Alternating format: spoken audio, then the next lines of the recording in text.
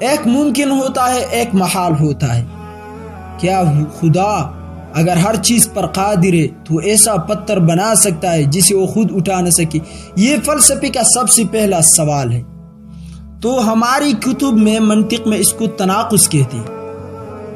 اگر سارا علم صحیح پڑھا جائے تو ساری اعتراضاتوں کا جواب علماء خود دیتے، لیکن عوام میں نہ بیان کرنے کا وجہ یہی ہے کہ شکوک و شبہات کو توڑ ڈالو، اس کو لوگوں کے سامنے مت بیان کرنا، اس کا فائدہ کم ہوتا ہے، نقصان زیادہ ہوتا ہے۔ اس وجہ سے علماء وہ عام ترو معاشرتی معاملات عبادات پر بات کرتی ہے اور اس فلسفیانہ اعتراضات کی طرف نہیں جاتی۔ باقی آپ سوچ کریں تو اسلام فلسفی کا سب سے زیادہ قریب مذہب ہے۔ دنیا کے مذاہب میں سب سے زیادہ جو فلسفے کا قریب ہے وہ اسلام ہی ہے۔ اب اگر آپ اس شخص سے پوچھیں کہ رات کے وقت جو سورج آسمان میں تھا تو نے دیکھا تھا؟ ارے سورج اور رات ایک وقت جمع نہیں ہو سکتا۔ تو اللہ ہر چیز پر قادر ہے۔ یہ قدرت ایسا پتھر بنا سکتا ہے جسے خود نہ اٹھا سکے۔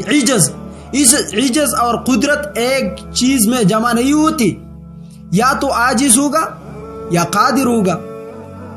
اب اور رات آپ کو یاد ہے، جو سورج تھا آسمان میں، جو رات ہوگی اس میں سورج کیا کریں گے؟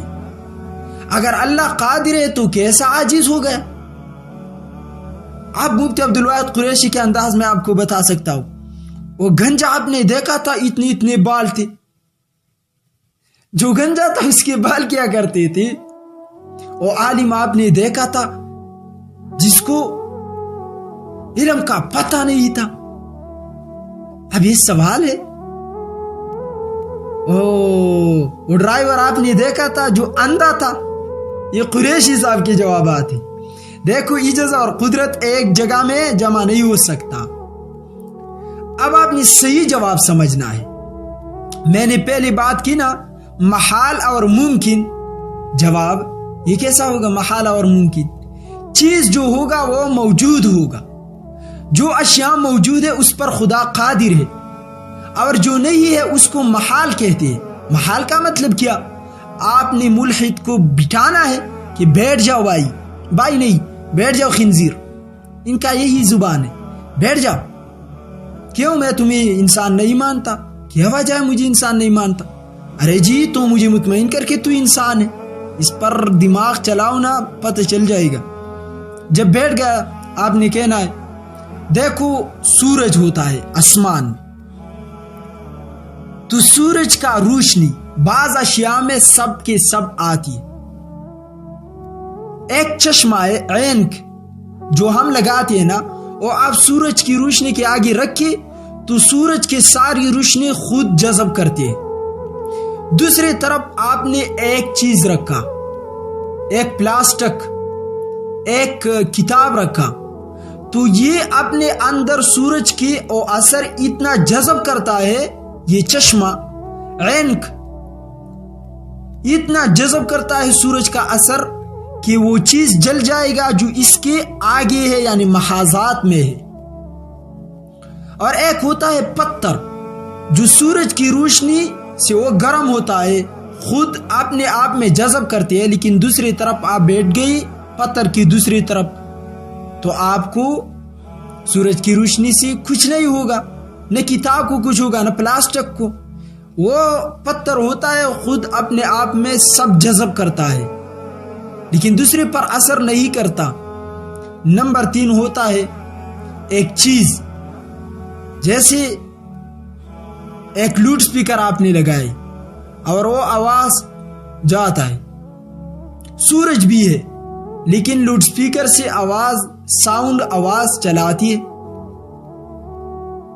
ساؤنڈ خود بخود وہاں منتقل ہوتی ہے، اور سورج کا روشنی بھی ہے تو اس پر اس کا اثر نہیں ہوگا کیونکہ یہ محال چیز ہے۔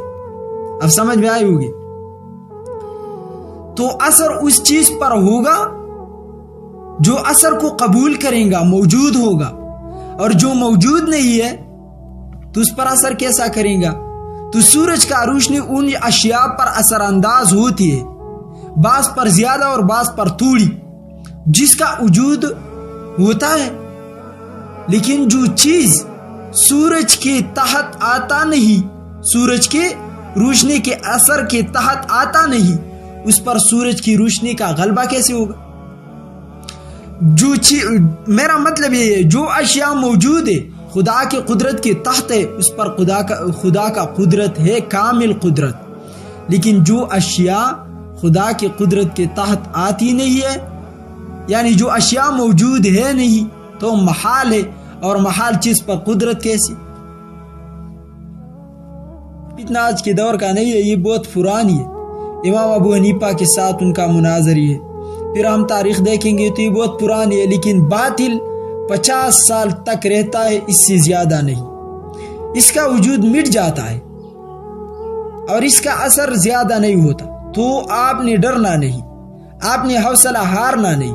میں قادیانیوں سے یہ گزارش کرتا ہوں ہمیشہ کہ قادیانیوں سوچ لو، دنیا 2 دن کا زندگی، آپ کو خود معلوم ہے کہ دھوکے میں ہے۔ خاتم النبیین کے بارے میں جو آپ کی ماسٹر ہوتی ہے نا، اور یہ بانی بناتی ہے، یہ ہم نے اچھی طرح تولی ہے۔ اب مجھ پر کچھ دن پہلے ایک قادیانی کا اعتراض آیا کہ آپ لوگ کہتے ہیں عیسیٰ علیہ السلام آئے گا، تو محمد الرسول اللہ کیسے خاتم النبیین ہے؟ مجھے مولانا امین صفدر رکاڑوی کے سوال سمجھ میں آیا۔ ایک افسر تھا، انہوں نے کہا مولانا صاحب یہ تو بتاؤ، اگر محمد الرسول اللہ آخری نبی ہے تو ان کے بعد جو آپ کا عقیدہ ہے عیسیٰ علیہ السلام آئے گا، تو آخری نبی عیسیٰ ہو گیا۔ مولانا امین صفدر رکاڑوی کو اللہ نے ایسا حافظ عطا فرمایا تھا، انہوں نے جواب دیا کہ دیکھو آپ کے کتنے بیٹے ہیں؟ انہوں نے کہا میرے 4 بیٹے ہیں۔ مولانا رکاڑوی نے کہا ٹھیک، اب میں آپ کے ساتھ اس کمرے میں ہوں، آپ کا سب سے چھوٹا بیٹا پہلے آیا اور میرے ساتھ سلام کیا، بیٹھ گیا، پھر 3 بڑے بیٹے آ گئی اور یہاں بیٹھ گئی، جو سب سے بڑا تو وہ سب سے آخر میں آیا، اور میں نے پھر آپ سے پوچھا آپ کا سب سے چھوٹا بیٹا آخری بیٹا کون سا ہے؟ تو آپ نے جواب کیا دینا؟ انہوں نے کہا جو سب سے پہلے آیا آپ کے ساتھ سلام کیا وہ میرا سب سے آخری بیٹا ہوگا۔ مولانا امین صفدر رکاڑوی نے کہا کہ سب سے آخر میں جو آیا وہ سب سے بڑا بیٹا ہے نا؟ تو افسر نے کہا جی ہاں۔ کہا کہ وہ سب سے آخر میں آیا تو آپ نے کہنا کہ سب سے آخری بیٹا یہی ہے؟ انہوں نے کہا نہیں، وہ آیا کمرے کے اندر آخر میں، باقی سب سے آخری جو ہے وہ سب سے پہلی یہاں آیا۔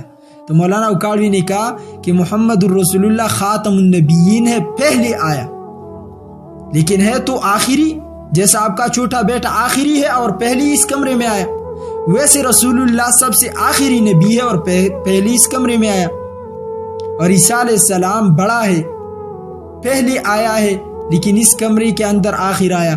تو قیامت کے قریب جب عیسیٰ علیہ السلام دنیا میں آئے گا تو اس کا مثال اس بڑی بیٹی جیسی ہے، آپ کی جو بڑا بیٹا ہے کہ ہے تو بڑا لیکن کمرے کے اندر آخر آیا، ویسے عیسیٰ علیہ السلام نبی علیہ السلام سے پہلی دنیا میں آیا ہے لیکن اس کمرے کے اندر، اس دنیا کے اندر آخر میں آئے گا، تو اس سے کوئی فرق ختم نبوت پر نہیں پڑتا۔ باقی یہ جو موعود کہتے ہیں کہ موعود علیہ السلام اور اسے الفاظ بولتی ہے مرزا قادیانی ملعون کو، تو میں آپ لوگوں سے کہنا چاہتا ہوں دیکھیں، اب آپ کی ایک صاحب میں نے سنا، انہوں نے سب سے بہتر اعتراض کیا، کہتے ہیں رسول اللہ علیہ السلام نے کہا کہ علی میں خاتم النبیین ہوں اور علی تو خاتم الاولیاء ہے۔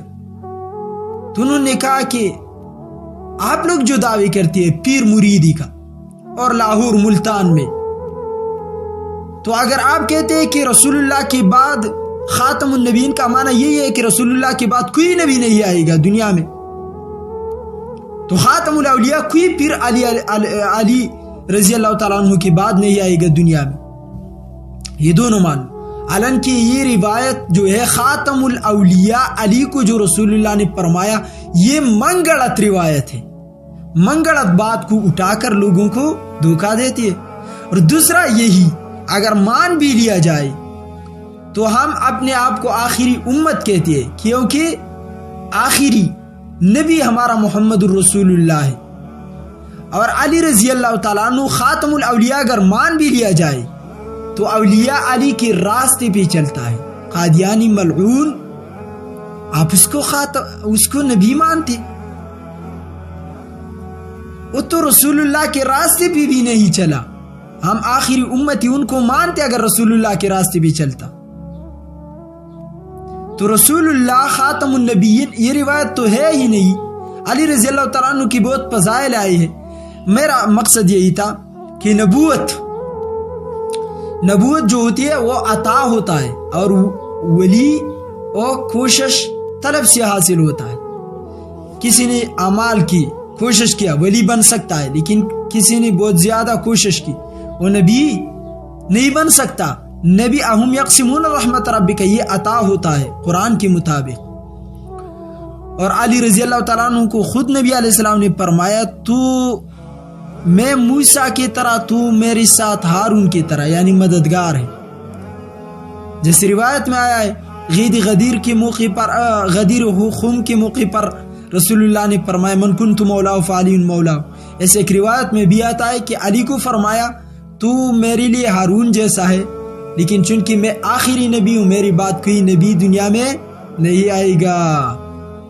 اگر آتا تو علی تو ہوتا، اشارہ اس طرف ہوتا ہے۔ اگر کوئی نیا نبی آنا ہوتا، نیا لفظ نیا ہے، نیا نبی آنا ہوتا تو عمر ہوتا، لیکن 30 بڑی جھوٹی دعویدار ہوگی، اس میں مرزا قادیانی سب سے بڑا۔ تو قادیانیوں خدا کے لیے کچھ عقل سے کام لے لو اور غلط راستے سے غلط راستہ چھوڑ لو، انشاءاللہ اللہ تمہیں معاف کرے گا۔ اگر ہمت کیا دنیا بھی دے گا خدا تعالی، بہت زندگی دے گا خوشی کے ساتھ۔ رسول اللہ علیہ السلام خاتم النبیین مان کر، اور عقلیات جو ہوتا ہے وہ رسول اللہ علیہ السلام نے ہمیں سکھائے ہیں، غلطیوں سے بچ، انشاءاللہ دنیا آخرت میں کامیابی ملے گا۔ یہ میری طرف سے آپ کے لیے دعوت ہے، آ جاؤ اسلام کی طرف۔ باقی انشاءاللہ العزیز جو مسائل سرمد ملحد جو آج کل ملحد بن گیا، پہلے قادیانی تھا، ان کے اعتراض کا جواب بھی میں دوں گا انشاءاللہ ریاضی سے، ہم ایسی نہیں ہے، ریاضی سے انشاءاللہ جواب دیں گے، لیکن وہ بڑا جواب ہوگا۔